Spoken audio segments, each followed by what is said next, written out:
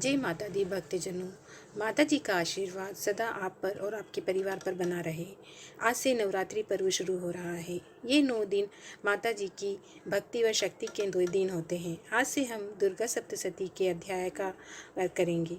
मैं प्रतिदिन सुबह दुर्गा सप्तशती के अध्याय आपको सुनाऊंगी। माता जी का ध्यान करते हुए प्रथम अध्याय हम शुरू करते हैं। सर्वमंगल मांगल्ये शिवे सर्वार्थ साधिके शरण्ये त्र्यंबके गौरी नारायणी नमस्तुते। भक्तजनों, दुर्गा सप्तशती 13 अध्याय में विभक्त है। आज हम प्रथम अध्याय का श्रवण करेंगे। जय माता दी। प्रथम अध्याय। महर्षि ऋषि का राजा सूरत और समाधि को देवी की महिमा बताना। महर्षि मार्कंडेय जी बोले, सूर्य के पुत्र सावर्णी की उत्पत्ति की कथा विस्तार पूर्वक कहता हूँ, सुनो। सावर्णी महामाया की कृपा से जिस प्रकार मनवंतर के स्वामी हुए, उसका हाल भी सुनो। पहले सरोचिस नामक मनवंतर में चैत्रवंशी सूरत नाम के एक राजा थे। सारी पृथ्वी पर उनका राज्य था। वह प्रजा को अपने पुत्र के समान मानते थे, तो भी कोला विध्वंसी राजा उनके शत्रु बन गए। दुष्टों को दंड देने वाले राजा सूरत की उनके साथ लड़ाई हुई। कोला विध्वंसियों की संख्या में कम होने पर भी राजा सूरत युद्ध में उनसे हार गए। तब वह अपने नगर में आ गए। केवल अपने देश का राज्य ही उनके पास रह गया। वह उसी देश के राजा होकर राज्य करने लगे, किंतु उनके शत्रुओं ने उन पर वहां पर भी आक्रमण किया। वह राजा को बलहीन देखकर उसके दुष्ट मंत्रियों ने राजा की सेना और खजाना अपने अधिकार में कर लिया। राजा सूरत अपने राज्य अधिकार को हार कर शिकार खेलने के बहाने घोड़े पर सवार होकर वहां से एक भयंकर वन की ओर चले गए। उस वन में उन्होंने महर्षि मेधा का आश्रम देखा। वहां मेधा महर्षि अपने शिष्यों तथा मुनियों से सुशोभित बैठे हुए थे, और वहां कितने ही हिंसक जीव परम शांति भाव से रहते थे। राजा सूरत ने महर्षि मेधा को प्रणाम किया और महर्षि ने भी उनका उचित सत्कार किया।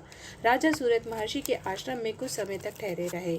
अपने नगर की ममता के आकर्षण से राजा अपने मन में सोचने लगे, पूर्व काल में पूर्वजों ने जिस नगर का पालन किया था, वह आज मेरे हाथ से निकल गया। मेरे दुष्ट एवं दुरात्मा मंत्री मेरे नगर की अब धर्म से रक्षा कर रहे होंगे या नहीं। मेरा प्रधान हाथी जो सदा मद की वर्षा करने वाला और सुरवीर था, मेरे वेरियों के वश में होकर न जाने क्या दुख भोग रहा होगा। मेरे आज्ञाकारी नौकर जो मेरी कृपा से धन भोजन पाने से सदैव सुखी रहते थे, मेरे पीछे पीछे चलते थे, अब वह निश्चय ही दुष्ट राजाओं का अनुसरण करते होंगे, तथा मेरे दुष्ट एवं दुरात्मा मंत्रियों द्वारा व्यर्थ ही धन को व्यय करने से संचित किया हुआ मेरा खजाना एक दिन अवश्य खाली हो जाएगा। इस प्रकार बहुत सी बातें सोचता हुआ राजा निरंतर दुखी रहने लगा। एक दिन राजा सूरत ने महर्षि मेधा के आश्रम के निकट एक वेश्य को देखा। राजा ने उनसे पूछा, भाई तुम कौन हो? यहाँ तुम्हारे आने का क्या कारण है? तुम मुझे शोकग्रस्त से अनमने से दिखाई देते हो, इसका क्या कारण है? राजा के नम्र वचन सुन वेश्य ने महाराज सूरत को प्रणाम करके कहा। वेश्य बोला, राजन, मेरा नाम समाधि है। मैं धनियों के कुल में उत्पन्न वेश्य हूँ। मेरे दुष्ट स्त्री पुत्र आदि ने लोभ से मेरा सब धन छीन लिया है और मुझे घर से निकाल दिया है। मैं इस तरह से दुखी होकर इस वन में चला आया हूँ और यहाँ रहता हुआ इस बात को भी नहीं जानता कि अब इस घर में इस समय सब कुशल है या नहीं। यहाँ मैं अपने परिवार का आचरण संबंधी कोई समाचार भी नहीं पा सकता। वह घर में इस समय कुशल पूर्वक है या नहीं, मैं यह भी नहीं जानता। मैं अपने पुत्रों के संबंध में यह भी नहीं जानता कि वह दुराचारी है या सदाचार। राजा बोले, जिस धन के लोभी स्त्री पुत्रों ने तुम्हें घर से निकाल दिया है, फिर भी तुम्हारा चित्त उनसे क्यों प्रेम करता है? वैश्य ने कहा, मेरे विषय में आपका ऐसा कहना ठीक है, किंतु मेरा मन इतना कठोर नहीं। यद्यपि उन्होंने धन के लोभ में पड़कर पितृ स्नेह को त्याग कर मुझे घर से निकाल दिया है, तो भी मेरे मन में उनके लिए कठोरता नहीं आती। हे महामते, मेरा मन फिर भी उनमें क्यों फंस रहा है, इस बात को जानता हुआ भी मैं नहीं जान रहा हूँ। मेरा चित्त उनके लिए दुखी है। मैं उनके लिए लंबी लंबी सांसें ले रहा हूँ। उन लोगों के में प्रेम नाम को भी नहीं, फिर भी उन्हें ऐसे निस्नेहियों के लिए मेरा हृदय कठोर नहीं होता। महर्षि मार्कंडेय जी ने कहा, हे ब्राह्मण। इसके बाद महाराज सूरत और वैश्य दोनों महर्षि मेधा के समीप गए और उनके साथ यथा योग्य न्याय संभाषण करके दोनों ने वार्ता आरंभ की। राजा बोले, हे भगवान, मैं आपसे एक बात पूछना चाहता हूँ, सो कृपा करके मुझे बताइए। मेरा मन मेरे अधीन नहीं है, इससे मैं दुखी हूँ। राज्य धन आदि की चिंता भी मुझे बनी हुई है। मेरी यह ममता अज्ञानियों की तरह बढ़ती जा रही है। और यह समाधि नामक वेश्य भी अपने घर से अपमानित होकर आया है। इसके स्वजनों ने इसका त्याग कर दिया है। स्वजनों से त्यागा हुआ भी यह उनसे हार्दिक प्रेम कर रखता है। इस तरह हम दोनों ही दुखी हैं। महाभाग, उन लोगों के अवगुणों को देखकर भी हम दोनों के मन में उनके लिए ममता जनित आकर्षण उत्पन्न हो रहा है। हमारे ज्ञान रहते हुए भी ऐसा क्यों हो रहा है? अज्ञानी मनुष्य की तरह हम दोनों में यह मूर्खता क्यों है? महर्षि मेधा ने कहा, विषम मार्ग का ज्ञान सब जंतुओं को है। सबों के लिए विषय अलग अलग होते हैं। कुछ प्राणी दिन में नहीं देखते, कुछ रात को, परंतु कुछ जीव ऐसे होते हैं जो दिन रात दोनों में देख सकते हैं। यह सत्य है कि मनुष्य में ज्ञान प्रधान है, किंतु केवल मनुष्य ही ज्ञानी नहीं होता, पशु पक्षी भी ज्ञान रखते हैं। जैसे यह पशु पक्षी ज्ञानी है, वैसे ही मनुष्य का ज्ञान है। जो ज्ञान मनुष्यों में है, वैसे ही पशु पक्षियों की ओर देखो। अपने भूख से पीड़ित बच्चों को चोंच में कितने प्रेम से अन्न के दाने डालते हैं। हे राजन, ऐसा ही प्रेम मनुष्यों में अपनी संतान के प्रति पाया जाता है। लोभ के कारण अपने उपकार का बदला पाने के लिए मनुष्य पुत्रों की कामना करते हैं और इस प्रकार मोह के गड़े में जा गिरते हैं। भगवान श्री हरि की जो माया, उसी से यह संसार मोहित हो रहा है। इसमें कोई आश्चर्य की बात नहीं है, क्योंकि भगवान विष्णु की योग निद्रा है। यह माता ही है जिसके कारण संसार मोह में जकड़ा हुआ है। यही महामाया भगवती देवी ज्ञानियों के चित्त को बलपूर्वक खींचकर मोह में डाल देती है और उसी के द्वारा संपूर्ण जगत की उत्पत्ति होती है। यही भगवती देवी प्रसन्न होकर मनुष्य को मुक्ति प्रदान करती है। यही संसार के बंधन का कारण है। संपूर्ण ईश्वर की स्वामिनी है। महाराज सूरत ने पूछा, हे भगवान, यह देवी कौन है जिसको आप महामाया कहते हैं? हे ब्राह्मण, वह कैसे उत्पन्न हुई और उसका क्या कार्य है? उसके चरित्र कौन से हैं? प्रभु, जैसा उसका प्रभाव हो, जैसा स्वरूप हो, वह सब कृपा कर मुझसे कहिए, मैं आपसे सुनना चाहता हूँ। महर्षि मेधा बोले, राजन, वह देवी तो नित्य स्वरूपा है। उसके द्वारा यह संसार रचा गया है, तब भी उसकी उत्पत्ति अनेक प्रकार से होती है। वह सब आप मुझसे सुनो। वह देवता का कार्य सिद्ध करने के लिए प्रकट होती है। उस समय वह उत्पन्न हुई कहलाती है। संसार को जलमय करके भगवान विष्णु योग निद्रा का आश्रय लेकर शेष शैया पर सो रहे थे। तब मधुकेटभ नाम के दो असुर उनके कानों के मेल से प्रकट हुए और श्री ब्रह्मा जी को मारने के लिए तैयार हो गए। ब्रह्मा जी ने जब दोनों को अपनी ओर आते हुए देखा तो भगवान विष्णु ने और देखा कि भगवान विष्णु योग निद्रा का आश्रय लेकर सो रहे हैं।